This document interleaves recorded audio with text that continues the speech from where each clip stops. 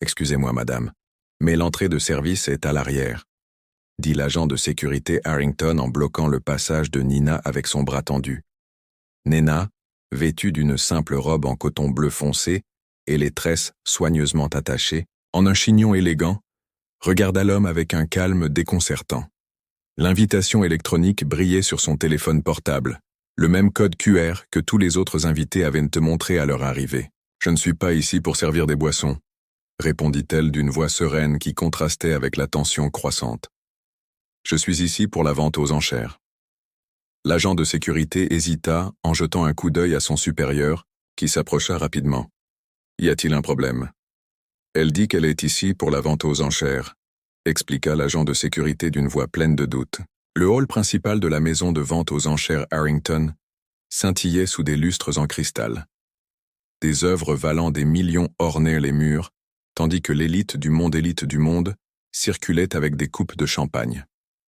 Aubre, centre recouverte d'un tissu de velours noir, attendait la pièce maîtresse de la soirée, un souvenir ancestral, un chef-d'œuvre anonyme évalué à 18 millions de dollars. Le superviseur regarda l'invitation sur le téléphone portable de Na et fronça les sourcils. « Ça a l'air légitime, mais… » demanda Na, le regard fixé sur lui. « Rien, vous pouvez entrer, » répondit-il à contre-cœur, ajoutant à voix basse au gardien de sécurité. « Vous êtes probablement une collectionneuse. » Na entra dans la salle d'un pas décidé, ignorant les regards curieux et les chuchotements qui la suivaient. Autour d'elle, des hommes en smoking et des femmes portant des bijoux qui coûtaient plus cher que des appartements entiers la regardaient comme si elle était une anomalie. « Vous êtes perdue, ma chère ?» demanda une femme âgée, portant un collier de diamants, en tenant le bras de Na comme si elle aidait un enfant. « Les toilettes sont à droite. »« Je suis exactement où je dois être, » répondit Na en lâchant doucement son bras. Elle se dirigea droit vers la pièce, maîtresse encore recouverte. Le commissaire-priseur, un homme appelé Stanford Wellington, vérifiait ses derniers documents avant le début de la vente. Lorsque Nena s'arrêta devant l'œuvre recouverte, il leva les yeux. « Puis-je vous aider ?» demanda-t-il d'une voix polie mais froide. « Vous admirez ?» Na répondit. « J'admire quelque chose que vous ne pouvez pas voir. » Rit un homme à côté d'elle, assez fort pour que plusieurs autres l'entendent. Richard Blackwood, milliardaire et collectionneur notoire, sourit à son cercle d'admirateurs. Peut-être a-t-elle une vision au rayon X? Des rires polis résonnèrent autour d'eux. Na resta impassible, les yeux rivés sur l'œuvre recouverte. « Combien pensez-vous qu'elle vaut ?» demanda Richard en s'approchant. Richard, vêtu d'un costume italien parfaitement taillé, effleura le bras de Na. « 5 $, 10 de plus. » Des rires fusèrent. Une demande à Richard, en s'approchant, d'elle dans son costume italien parfaitement taillé. Il effleura le bras de Na. « 5 $, 10 de plus. » Des rires fusèrent.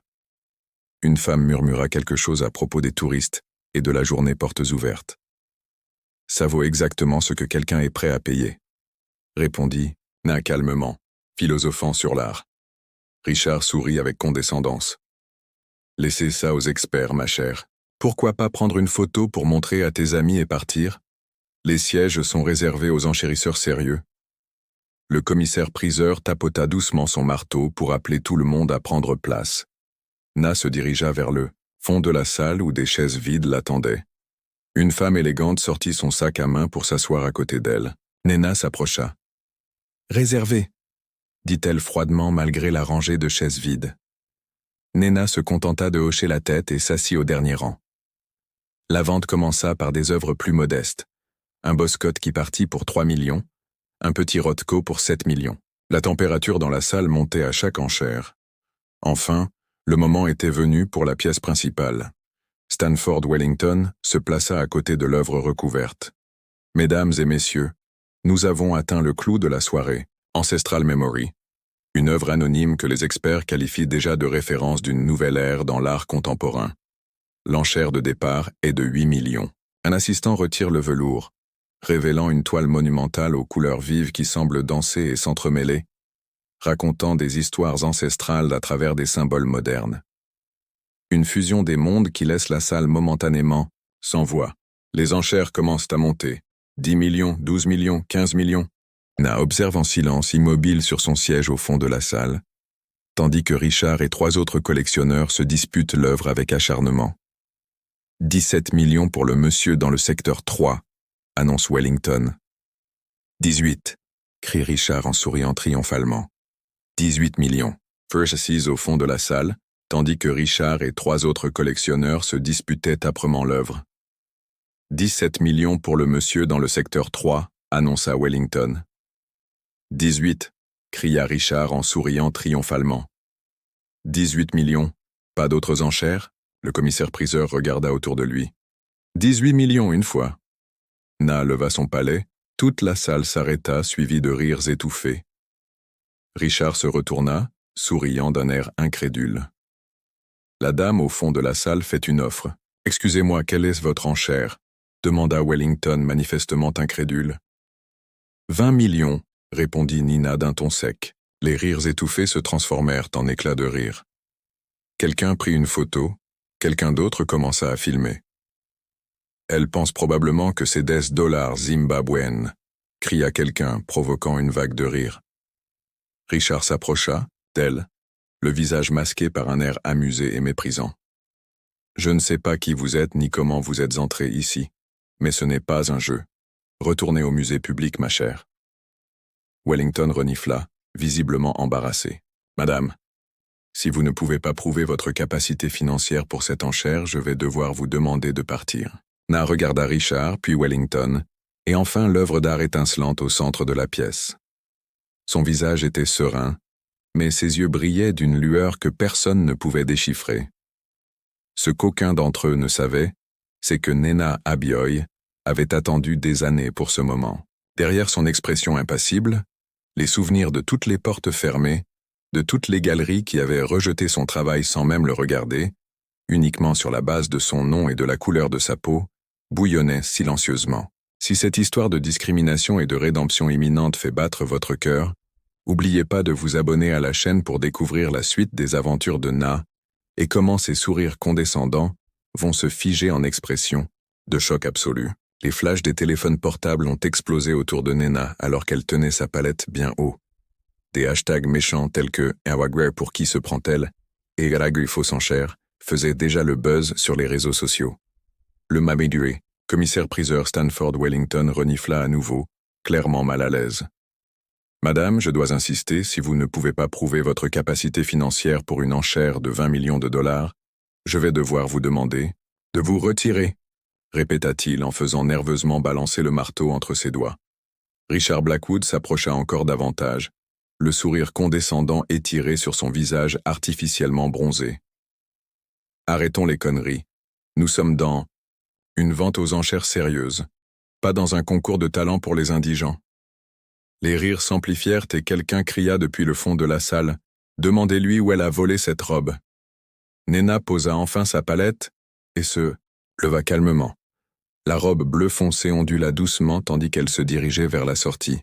Les portes en verre trempé se refermèrent derrière elle et la salle éclata en commentaires désobligeants. « Nous sommes enfin de retour à la civilisation », commenta la femme qui avait refusé sa place à Nena.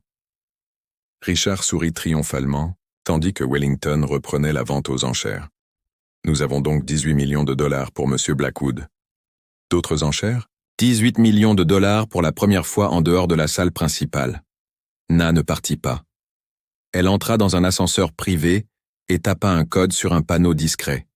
Les portes se refermèrent silencieusement, l'emmenant à l'étage, technique du bâtiment où se trouvaient les bureaux administratifs de Harrington House, à l'abri des regards. « Ils ont mordu à l'hameçon ?»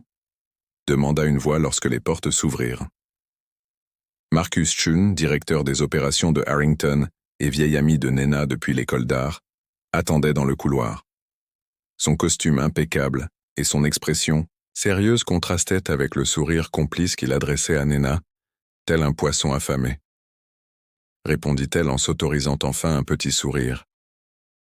Richard Blackwood est sur le point d'acheter Ancestral Memory pour 18 millions de dollars. Marcus acquiesça et la guida vers une salle de contrôle où plusieurs écrans diffusaient la vente aux enchères en cours. C'est grave. Comme d'habitude, elle a perdu. Ce n'est pas un musée public, Où a-t-elle volé cette robe? As-tu des enregistrements? Na souleva le bracelet apparemment décoratif à son poignet. Tout est HD, audio et vidéo. Elle connecta l'appareil à un ordinateur et transféra rapidement les fichiers. Encore quelques heures et nous aurons tout ce dont nous avons besoin. Marcus regarda brièvement les vidéos, son expression se durcissant. Ils n'apprennent jamais, n'est-ce pas? Eh bien, l'avocat est en route. Tout est test prêt pour demain. Na acquiesça. Les yeux rivés sur les écrans où Richard recevait les félicitations pour l'excellent investissement qu'il venait de faire.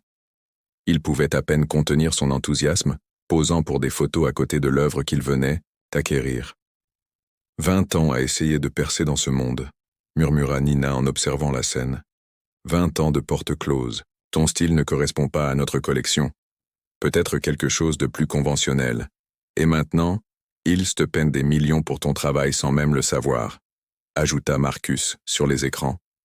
Les caméras capturèrent le moment où Richard s'approcha d'Ancestral Memory, l'admirant de près, ses doigts planant à quelques centimètres de l'écran, traçant les motifs complexes dans l'air, comme s'ils pouvaient absorber leur valeur par proximité. Que dirait-il s'il savait que cette œuvre avait été rejetée par sa propre galerie il y a seulement 3 ans? Demanda Na avec une pointe d'amertume dans sa voix habituellement maîtrisée. Il reprocherait probablement à un assistant, répondit Marcus. Non, dit Na en regardant sa montre. Il est temps de passer à la suite. J'ai 15 minutes avant la signature des documents de transfert. Elle se dirigea vers une petite pièce attenante, où un dossier attendait, sur une table. Marcus la suivit et referma la porte derrière eux. « Êtes-vous sûr de vouloir aller jusqu'au bout ?» demanda-t-il d'une voix plus douce. « On peut encore arrêter là. Tu as déjà prouvé ta valeur. » Na regarda le dossier puis les écrans qui diffusaient la fête dans le hall principal. « Je me l'ai prouvé à moi-même il y a longtemps. Maintenant, je dois le prouver à tous. » Elle ouvrit le dossier, révélant des documents juridiques soigneusement préparés. En plus, nous déjà trop investis pour faire marche arrière. Un bref flashback lui traversa l'esprit, le tableau Sleepless Nights, sous le pseudonyme AM, les expositions anonymes soigneusement organisées, les critiques d'art influents qui construisaient peu à peu le mythe autour de l'artiste mystérieux, dont les œuvres capturaient l'essence de l'expérience ancienne, avec une technique contemporaine, innovante, 5 ans de planification méticuleuse, chaque étape calculée pour ce moment. « Et s'ils découvrent avant demain ?» demanda Marcus. « Ils ne le feront pas, » répondit Nena avec conviction. « Ils sont trop occupés à se féliciter d'avoir tenu des gens comme moi à l'écart de ce monde pour se rendre compte que j'en fais déjà partie. » Le téléphone de Marcus vibra. Il vérifia le message et acquiesça. « Le docteur Helen Foster vient d'arriver. Elle attend. » À l'entrée de service, Nena sourit. Le docteur Foster, l'une des historiennes et authentificatrices d'art les plus respectées du pays, était la 3e pièce du puzzle. Avec son témoignage, le plan serait infaillible. Bien. Et la galerie? Tout est confirmé pour demain à 10h. La presse a déjà été informée d'une révélation importante dans le monde de l'art. Nena ferma le dossier et se leva. Alors, finissons-en sur les écrans.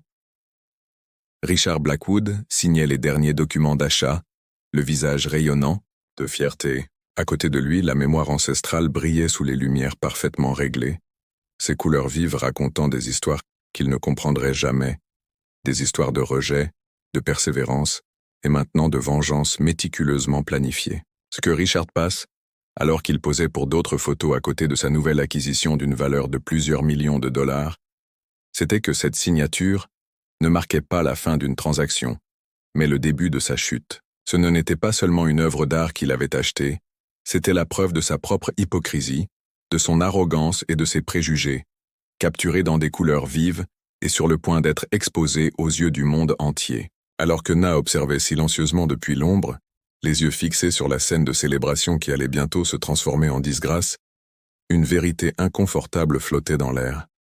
Parfois, les œuvres d'art les plus précieuses ne sont pas celles que nous accrochons à nos murs, mais celles que nous utilisons pour abattre les murs de privilèges érigés, pour nous empêcher d'entrer. Le lendemain de la vente aux enchères, le jour se leva, Richard Blackwood finissait d'ajuster sa cravate italienne tandis que son assistant confirmait les détails de la conférence de presse. BBC, CNN, Art Monthly, tous avaient confirmé leur présence. Nous avons également des représentants de Sabs intéressés par les prochaines ventes aux enchères. Richard sourit. 18 millions. Un bon investissement compte tenu de la publicité. Une pensée fugace lui traversa l'esprit, celle de la femme en robe bleue, ce regard intense si familier. La galerie Whitmore avait été réservée exclusivement pour cet événement. Des photographes et des journalistes se pressaient à l'entrée tandis que l'œuvre, Souvenir ancestral, était exposée au centre de la salle principale. Monsieur Blackwood, votre œuvre fait beaucoup parler d'elle depuis hier soir, commenta un journaliste du Financial Times. Que voulez-vous dire? Demanda Richard perplexe. L'annonce de la révélation du jour avant que Richard n'ait pu assimiler cette information, les portes principales s'ouvrirent, la foule de journalistes se retourna et un silence gêné envahit la pièce. Nina Abioy entra, vêtue de la même robe bleue que la veille, accompagnée de Marcus Chin et du docteur Ella Foster, suivie d'un homme portant un dossier. « Que fait-elle ici » murmura Richard à son assistant. Nena se dirigea droit vers le centre de la salle et s'arrêta à côté de Ancestral Memory. « Bonjour à tous » commença-t-elle d'une voix claire qui résonna dans la salle silencieuse. « Je m'appelle Nina Abioy. Je suis l'artiste connue sous le nom d'A.M., créatrice d'Ancestral Memory, et de toutes les autres œuvres attribuées à ce pseudonyme au cours des 5 dernières années. » Un murmure explosif parcourut la salle. Les flashs crépitaient. Richard se figea, le visage se transforma en un masque d'horreur grandissante. « C'est absurde » s'écria-t-il enfin. « J'ai acheté cette œuvre légalement hier. »« Oui, vous avez les documents, » répondit calmement Nena. « Les documents que j'ai autorisé Harrington House à délivrer dans le cadre d'une expérience sociale documentée sur les préjugés dans le monde de l'art. » L'homme en costume s'avança. « Je suis Liam Washington, l'avocat de Madame Abioy.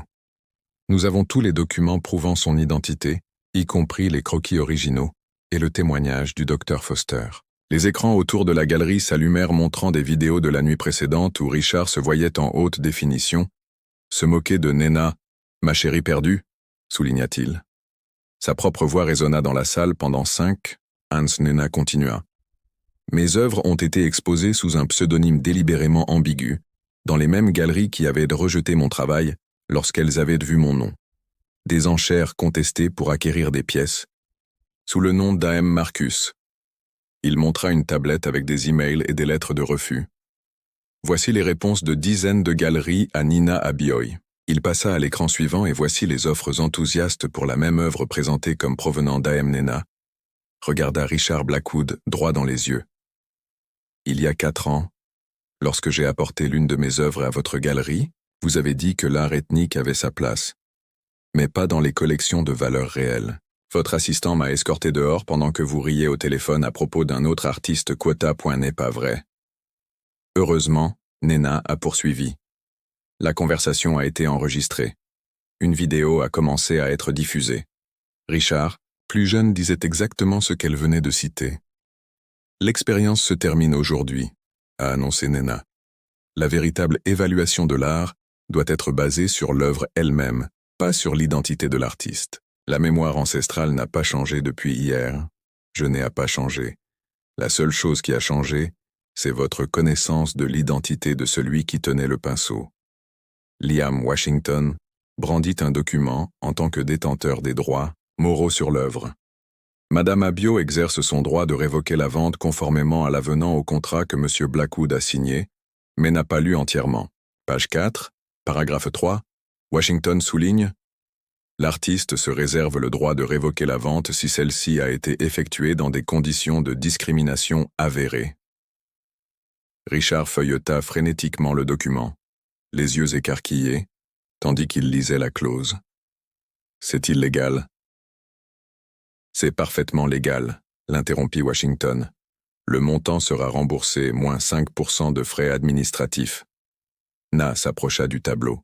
« Cette œuvre et toutes mes autres pièces seront exposées en permanence au nouveau centre d'art Nena Abioy pour les artistes marginalisés. L'entrée sera gratuite sans exception, » déclara Richard en s'éloignant en titubant, appuyé contre une colonne. Nena regarda les caméras qui diffusaient en direct dans le monde entier. L'art n'est pas un luxe réservé aux privilégiés pour se cacher dans des coffres forts. C'est une conversation à laquelle toute l'humanité mérite de prendre part. L'homme qui l'avait tant raillé la veille assistait maintenant à la destruction de sa réputation devant les caméras. La perte de 18 millions de dollars n'était qu'un début. Tu avais tout prévu depuis le début, murmura-t-il d'une voix brisée. Na le regarda d'un air rassurant. Parce que certaines leçons doivent être apprises publiquement pour profiter à plus d'une seule personne. Ce dont les personnes présentes étaient témoins n'était pas seulement la chute d'un titan arrogant ou l'ascension d'une artiste injustement marginalisée, c'était le moment exact où des siècles de barrières invisibles commençaient à s'effondrer, laissant apparaître une toile vierge sur laquelle une nouvelle histoire pouvait enfin être peinte. Non pas avec des coups de pinceau d'exclusion, mais avec les couleurs vives de la vérité révélée dans toute sa splendeur. 3 mois après la révélation fracassante à la Whitmore Gallery, Nena Abayoy marchait parmi des enfants enthousiastes dans un espace lumineux et accueillant. Le Nenina Abayoy Art Center, destiné aux artistes marginalisés, occupait désormais un ancien hangar industriel entièrement rénové, dont les grandes fenêtres inondaient les pièces d'une lumière naturelle qui exprimait parfaitement ce que l'on ressentait aujourd'hui. Na demanda à un groupe de jeunes artistes, dont beaucoup venèrent de communautés qui avaient rarement accès à des cours d'art. Une fille aux tresses colorées leva un pinceau chargé d'un bleu vif. « Celui-là, répondit-elle avec assurance, parce que c'est comme ta robe ce jour-là, quand tu as montré à tout le monde qui tu étais vraiment. » Na sourit. La robe bleue, comme on l'avait surnommée, faisait désormais partie de l'exposition permanente du centre, rappelant silencieusement que les apparences peuvent être trompeuses et que le véritable art transcende tout emballage. « Pour moi, c'est celle-là, la rouge, » commenta un garçon d'une dizaine d'années, « parce que c'est l'expression du riche quand il a découvert que tu étais AM. » Des éclats de rire ont rempli la pièce, y compris celui de Nena. L'histoire était devenue une sorte de légende urbaine parmi les enfants, avec de nouveaux détails ajoutés à chaque fois qu'elle était racontée. Pendant ce temps, à seulement 20 pâtés de maison de là, Richard Blackwood faisait face à un conseil d'administration en colère. La Blackwood Gallery, autrefois l'un des espaces les plus prestigieux du circuit artistique, était en train de s'effondrer financièrement. Les collectionneurs qui se disputaient auparavant les invitations à ces vernissages annulaient désormais leurs rendez-vous. Les artistes retiraient leurs œuvres, les sponsors se retiraient. Les chiffres ne mentent pas, expliqua Richard, son directeur financier, en faisant glisser des graphiques alarmants sur la table. Nous avons perdu 78% de nos clients au cours des 3 derniers mois. Votre réputation de connaisseur en art est ruinée. Ne me dites pas ça, interrompit Richard en passant ses mains sur son visage abattu. Détruite, ajouta le directeur d'un ton implacable. Et cela sans compter les poursuites pour discrimination que 3 anciens employés ont intenté contre vous depuis l'incident. Le mot « incident » flottait dans l'air comme un nuage toxique. Personne n'avait besoin d'expliquer à quel événement il faisait référence. La vidéo de Richard se moquant de Nina Abayoy avait été vue par plus de 50 millions de personnes. Sa phrase « l'art ethnique a sa place, mais pas dans les collections de valeurs réelles » était désormais régulièrement citée dans des articles universitaires sur les préjugés dans le monde de l'art. Le même après-midi, Drelene Foster donnait une conférence bondée à l'Université nationale des arts. L'expérience AM Abayoy a prouvé de manière concluante ce que beaucoup d'entre nous soupçonnions déjà.